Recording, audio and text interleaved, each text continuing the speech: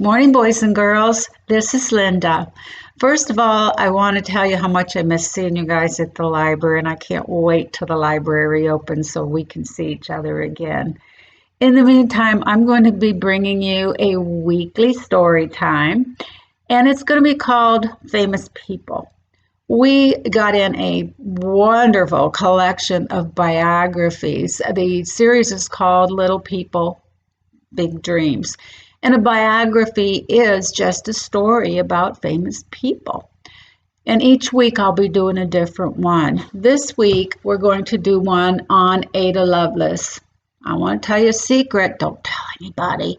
I didn't know who she was, but now I do because I kind of snuck a peek of her before we started this. Ada was born in 1815. Wow, that's a long time ago, isn't it? It's kind of hard to imagine that many years. So let's start our story and see what we can learn about Ada. Ada Lovelace was born in England to a mother who loved math and a father who loved poetry. In fact, her father was Lord Byron, and he was a very famous poet.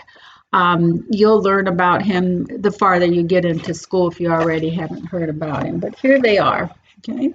There is Mama doing math, baby Ada with her teddy bear, and there's Papa, and I imagine he's either writing some poetry or reading it and making changes. Ada's father left England when she was very little, and he never returned. In fact, she was only 5 weeks old when he left. Her mother was away a lot too. So young Ada spent a lot of time at her grandparents' house, and who doesn't love times with grandma, right? A cat named Mrs. Puff kept her company. And look there, there is Mrs. Puff. Isn't she a nice kitty?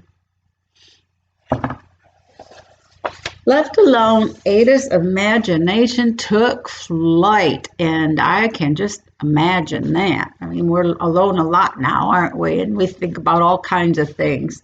She started to dream of machines with wings that could move in any direction. And if you look here, here she is in her room with Mrs. Pop, and look here. There's one of her machines there, and I'll bet that just goes every which way, huh? That's pretty cool. She had quite an imagination back then. When Ada's mother came to visit, she didn't like her imaginary inventions. She wanted her to concentrate on math and logic and nothing else. So here is Ada showing her dream, and here's Mama going, no, I think you need to do math. Luckily, Ada liked numbers and was very good at solving mathematical problems. And here she is doing some math. You probably have seen these kind of figures, haven't you? What? 5 and 5 is what? Right, 10. Okay. When she was 14, Ada became sick.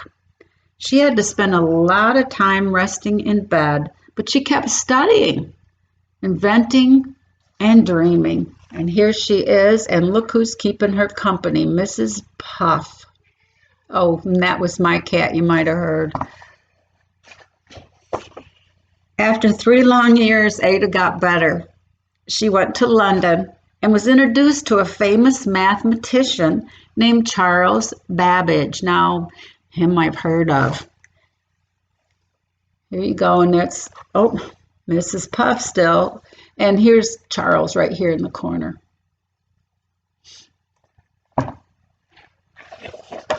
Mr. Babbage told Ada he was building a big machine that could add together sums.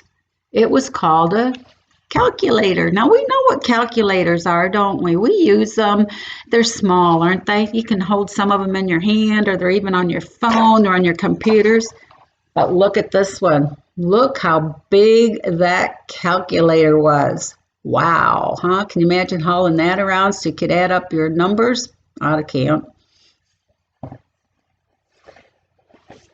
The calculator could do sums so quickly, it was like magic.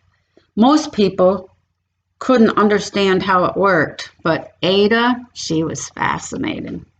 Now, I'd be like these people. I'd be going, what? Ada thought she could use math to make the calculator do even more amazing things. And here she is thinking, imagining, and look what's in her brain. That calculator, some gears. She never quit thinking and imagining, did she? She wrote a code made up of numbers that would tell the calculator what to do. So here she has some numbers there. There's addition. Oh, fractions, my favorite. Not. Okay. Oh, who's helping her? Who is that, huh? Ada didn't know it, but she had just invented the language that computers use today. How about that? And again, Mrs. Puff was right there.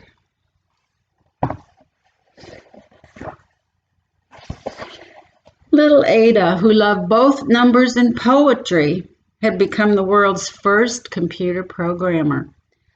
She showed that when you use science and imagination, your dreams can take flight. And that's true. I know we all have dreams. What I'm going to invite you to do each week is, there's comment sections here under the video. I would love to hear from you. We all would love to hear from you. Let us know something you learned, or if you knew the person, did you learn something new about them? Is this something you can imagine doing in the future, working with computers? And let us know your dreams, guys. We would love to hear your dreams because we all have them. In the meantime, you guys, your family, stay safe. See you next week.